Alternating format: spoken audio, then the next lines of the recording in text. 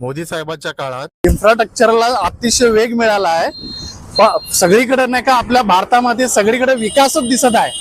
हाच विकास नाही का आपण बघू शकतो ठाण्यामधली गती आहे। ठाण्यामधले खारेगाव या ठिकाणी आपण आलेलो आहोत। आपण इकडची परिस्थिती बघूया। येताना का एक आठवडा पण नाही झाला हे नाही का रोड सेफ्टी लावले गेलेले आहे। तर आपण दाखवू शकतात ही रोड सेफ्टी, हे एक आठवड्याची रोड सेफ्टी आहे। हा फक्त विकास, हा फक्त विकास आहे। हा मोदी साहेबांचा विकास आहे।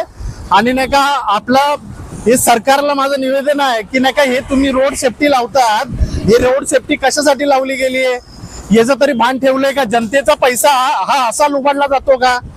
हे मला फक्त विचारायचं आहे। आणि आजूबाजूलाच्या परिसराला बॅरिकेड लावलेले नाही। तुम्ही दाखवू शकता की त्या साईडला बॅरिकेड नाहीये। कुठलाही बाईकवाला कुठलाही कार कधीही धडक देऊ शकते, कधीही मोठा अपघात होऊ शकतो। याचं नाही का भान सरकारला